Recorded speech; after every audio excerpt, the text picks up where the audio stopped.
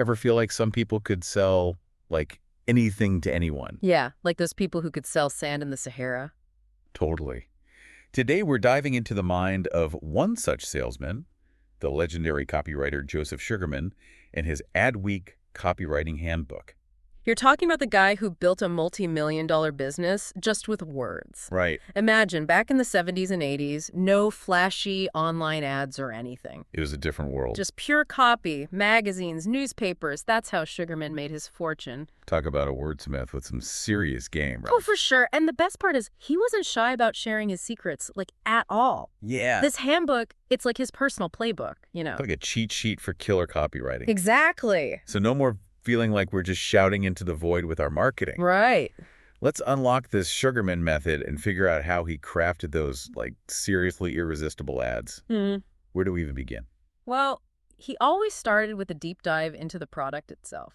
He called it understanding its nature. Okay, so, like, getting to know the product inside and out. Even more than that, he'd spend days, like literally days, in factories, talking to engineers, learning stuff that, honestly, most customers wouldn't even think to ask about. Okay, that makes sense, I guess. Right. But how does that translate into words on a page? You know, how do you turn all that technical stuff into something people actually want to read? It's about finding those hidden gems, those little nuggets that make a product special. He tells this great story about selling this new digital watch. It was back in the day, right? So instead of just listing out features, water resistant, blah, blah, blah, Right. he goes deep on the gold-plated contacts in the watch. Wait, gold-plated contacts? Who cares about that? Exactly. Okay, I see where you're going with this. Most people wouldn't, but Sugarman, he turned it into a selling point. It became this proof of the watch's superior engineering and quality. It's about digging beneath the surface, right? Okay. Unearthing these nuggets of intrigue that elevate a product from just ordinary to extraordinary. Okay, I'm starting to see how he elevated a simple detail like that into, like, a must-have feature. But how do you even get people to read your ad in the first place? Right. We're bombarded with messages these days. How do you cut through all that noise? That's where his concept of the buying environment comes in. Buying environment. Yeah, he argued that just like a physical store, they can create this whole atmosphere that kind of encourages you to buy. Right. Your copy can do the same thing. Okay, I'm intrigued. So are we talking about setting the stage for the sale even before you mention the product itself? Precisely. He uses this example of visiting the Batram galleries. It was this high-end art gallery. And they didn't just, hang paintings on a wall. They created an experience. Think like soft lighting, classical music playing, chairs strategically placed. Oh, I bet those paintings looked even more stunning in that setting. Of course. And Sugarman realized that he could recreate that same effect in his copy. He meticulously controlled the layout, the language he used, even like the rhythm of the sentences, to gently nudge the reader towards this buying mood. This is reminding me of that scene in Mad Men where Don Draper is pitching the carousel. Yeah. And he's all about tapping into emotions and nostalgia. It's kind of like that. You're spot on. Sugarman was way ahead of his time in recognizing that people, they buy based on emotions, and then they justify it with logic later. This is already blowing my mind. But hold on, before we get too deep into the psychology of persuasion here. Yeah. How did Sugarman keep readers glued to every single word? Like, how do you hold their attention when they could just, flip the page? That's where his concept of the slippery slide comes into play. Okay, slippery slide sounds a bit ominous, but I'm all ears. It's about crafting copy that's so intriguing, readers can't help but be pulled along for the ride. He'd start with a hook, something unexpected that piques your curiosity, then sprinkle in these seeds of curiosity throughout. So you're telling me he'd withhold information on purpose? Isn't that risky? It is, but Sugarman was a master at it. He has this incredible story about selling thousands of pocket calculators without ever showing a picture. No picture? How is that even possible? He titled the ad, "How a Pocket Calculator Saved My Life. Tell me you wouldn't read on to find out more." Okay, yeah, you got me there. That's brilliant. So he dangled this irresistible bait, this curiosity, and then reel them in with the product description. Exactly. By the time they got to the actual product, they were like primed to buy. Wow. But it wasn't just about tricks and techniques. Sugarman was also a huge advocate for honesty and credibility. Wait, really? You're saying being upfront about a product, even its flaws, can actually increase sales? Sounds counterintuitive, but Sugarman swore by it. He said people can spot manipulation a mile away. Right. He believed in building trust, even if it meant addressing potential drawbacks head on. So no sweeping things under the rug. Absolutely not. In fact, one of his most famous ads involved incorporating the DC-10 crashes into an ad for the DC-10 itself. Whoa, hold on. That's incredibly bold. He knew people were terrified of flying on the DC-10 after the accidents. Rightfully so. So instead of shying away from it, he addressed it head on. You've got to be kidding me. How did he pull that off? He started by acknowledging the tragedy, expressing genuine sympathy for the victims. Right. Then he explained how McDonnell Douglas, the manufacturer, Right. they had gone above and beyond to ensure the plane's safety. Wow. So he basically turned this massive liability into a testament to the company's commitment to safety. Exactly. That's the next level spin. By directly confronting the issue, he showed he wasn't trying to hide anything. Right. And that transparency, it built trust with readers. Yeah. Ultimately making them feel more confident in the DC-10. Okay, that's a powerful lesson right there. And Yeah. honesty is a marketing strategy. Definitely. But let's get practical here for a second. Okay. We talked about his principles, but how about seeing them in action? Let's do it. Give me an example. Let's dive into a classic example. The Lazy Man's Way to Riches. Okay. This full-page ad, it ran for years. Wow. And made millions. Okay, so this wasn't just a one-hit wonder. No. It had serious staying power. Oh, yeah. What made it so effective? It's like a masterclass in Sugarman's principles. Okay. It starts with that headline, The Lazy Man's Way to Riches. Okay. Who wouldn't want to know the secret to that, right? I know I would. It speaks to that, universal desire we all have. Right. For easy money. Exactly. Show me the shortcut. Exactly. Yeah, for it. But then it goes deeper. Okay. The author, Joe Carbo, Right. he doesn't present himself as some, high-flying guru. Right. He admits to being a high school dropout, Oh, wow. drowning in debt, Really? facing bankruptcy. So he's showing vulnerability. Yes. That's not something you see every day. Not at all. Especially in those, get-rich-quick schemes. Yeah. It's always, some guy in a Lamborghini, right? Yeah. Telling you, this is easy. Right. You could do it too. Yeah. But this is different. It is. That's what makes it so disarming. Yeah, he's just a regular guy who's stumbled upon a system that worked. Okay. And now he's sharing his secrets. Okay, I'm hooked. Right. What other Sugarmanisms are at play here? Well, he uses that slippery slide we talked about earlier. Okay. He asks a series of questions like, do you sincerely want to be rich? Okay. Do you want to be able to pick up any magazine and know you could afford anything in it? Oh, stop it. Right.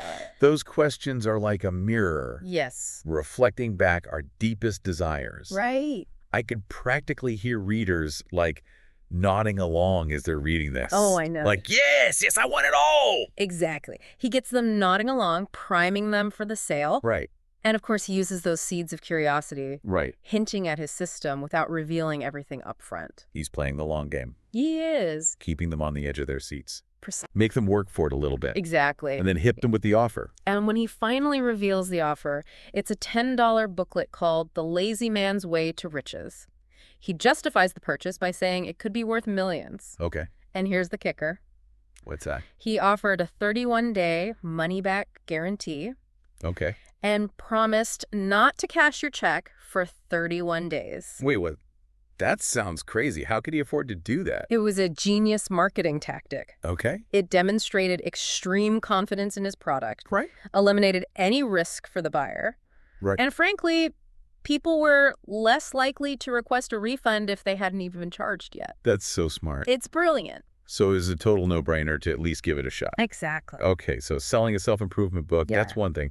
But what about something more tangible? I don't know, how about a grapefruit? A grapefruit. Yeah, Sugarman's principles worked for anything. really. Take the Royal Ruby Red grapefruit ad, written by a farmer who'd attended one of Sugarman's seminars. Grapefruit? Yeah. Seriously, that sounds about as exciting as watching paint dry. Right. How do you even... But this farmer, Frank Schultz, Okay. he understood the nature of his product and created this aura of exclusivity. Okay, okay. He didn't just say, hey, buy my grapefruits. Right. He starts by declaring, not one man in 1,000 has ever tasted this grapefruit. Okay. That's a bold statement. It is. Did he back it up? He did. Okay. He explained how these grapefruits were grown in this special region of Texas, Right. hand-picked for perfection, Wow. and only available through his exclusive club. Okay. He transformed them into a rare delicacy. Wow, so he wasn't selling just grapefruit. He wasn't. He was selling an experience, Exactly. a taste of luxury, Precisely. all from a grapefruit. All from a grapefruit. That's incredible. And he used vivid language Okay. describing the rich red color,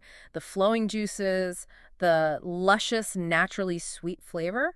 Ooh, stop. You're making me hungry. He even included a technical explanation Okay. of how he used a picking ring to select only the largest, plumpest fruits. He's speaking my language. He even threw in a free sample. Smart move. Let Yeah. them taste the difference. Exactly. So, by understanding what made his grapefruit special, Yes. the origin, the picking process, Yep.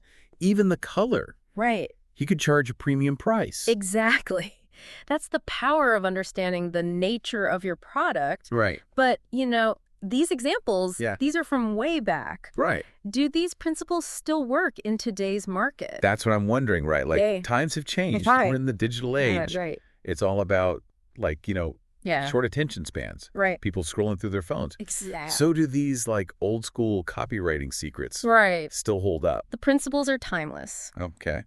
Look at the famous Victoria's Secret catalog ad from the early 80s. Okay. Victoria's Secret. Right. Now there's a brand that knows how to sell. They do. What made their ads so effective? They created a buying environment that was both aspirational and disarming. Okay. Back then, buying lingerie for your significant other Yeah. was a pretty awkward experience for most men. I can only imagine. Yeah. Like walking into a store like that, I know, right? it takes some guts. Their ad starts by addressing this directly, saying, yeah. weren't they embarrassed? The truth is they were, but not enough to keep them away. I love how they just acknowledge the elephant in the room. I know, right? Like, we know this is weird, Right. but it's okay. Yeah. So how do they overcome this, like, perceived awkwardness? By flipping the script, Okay. they went on to say, they had seen our exciting full-color catalog, Right. a breathtaking picture book of beautiful women wearing enticing creations. Okay. They positioned buying from Victoria's Secret as a sign of sophistication, Right. not shame. Oh, smart move. So instead of shying away from the awkwardness, they reframed it, They did. making men feel like they were part of something special. Exactly. Even a little bit daring. Like, I'm a man of the world. Yes. I buy lingerie for my woman. Exactly. It's classy. It is. I get it. And it worked. Clearly. But let's look at something completely different. Okay. The Magic Stat thermostat ad. Okay. Sugarman wrote this one himself. A thermostat, not exactly the sexiest product to market. No, not really. What was his angle? He got radically honest, Yeah. even self-deprecating. Okay. The ad starts with the line, "You'll love the way we hated the Magic Stat thermostat until an amazing thing happened." Wait, he's bad-mouthing his own product? He is. That's a bold strategy. It was brilliant. Okay. He knew people were wary of advertising hype, Oh, yeah. so he disarmed them with brutal honesty. Right. He listed everything he disliked about it. Like what? The lack of a digital readout, Okay. the unattractive case. Right. Even the silly name. So he's essentially saying, hey, I get it, this thing isn't perfect. Exactly. Okay. And because he's so upfront about the flaws, Right. it makes his eventual praise for the product's energy-saving features all the more believable. It's like that friend Yes. who tells it like it is. Exactly. You trust their opinion because they're not afraid to be honest, Yeah. even if it's not always flattering. Exact. And speaking of honesty, Okay. let's talk about Sugarman's pet plane ad. Or what? Pet plane ad. Okay.